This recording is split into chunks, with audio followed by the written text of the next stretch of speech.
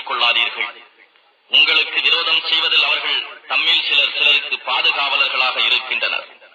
உங்களில் எவரேனும் பாதுகாவலுக்கு என அவர்கள் பக்கம் திரும்புவாரானால் நிச்சயமாக அவரும் அவர்களை சேர்ந்தவர்கள்தான்.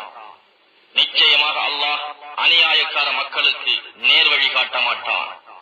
எனவே நபியே, எவர் இருதயங்களில் நோய் இருக்கின்றதோ அத்தகையவர்தாம் அவர்களிடம் விரைந்து செல்வதை நீர் காண்பீர்.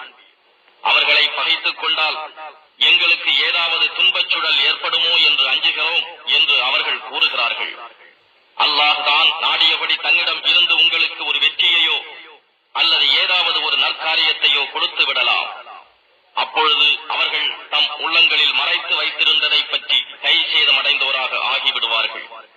மறுமையில் இவர்களை சுட்டிக்காட்டி மூமீன்கள் கூறுவார்கள், நிச்சயமாக நாங்களும் உங்களுடன் இருக்கின்றோம் என்று அல்லாஹ்வின் மீது உறுதியான சத்தியம் செய்து கொண்டிருந்தவர்கள் இவர்கள்தானா என்று இவர்களுடைய செயல்கள் எல்லாம் அழிந்து விட்டன.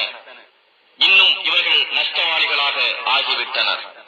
மூமீன்களே, உங்களில் எவரேனும் தன் மார்க்கத்தை விட்டு மாறிவிட்டால் அல்லாஹுவுக்கு அதனால் நஷ்டமில்லை. அப்பொழுது அல்லாஹ் வேறு ஒரு கூட்டத்தாரை கொண்டு வருவான். அவன் அவர்களை நேசிப்பான். அவனை அவர்களும் நேசிப்பார்கள். அவர்கள் மூமீன்களிடம் பணிவாக நடந்து கொள்வார்கள். காபிர்களிடம் கடுமையாக இருப்பார்கள். அல்லாஹ்வின் பாதையில் போர் செய்வார்கள்.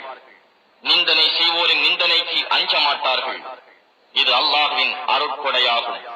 இதை அவன் நாடியவருக்கு கொடு. நிச்சயமாக உங்களுக்கு உற்ற நண்பர்கள் அல்லாஹுவும் அவனுடைய தூதரும் எவர் ஈமான் கொண்டு தொழுகையை கடைபிடித்து ஜகாத்தும் கொடுத்து அல்லாஹ்வின் கட்டளைக்கு என் நேரமும் தலை சாய்த்தும் வருகிறார்களோ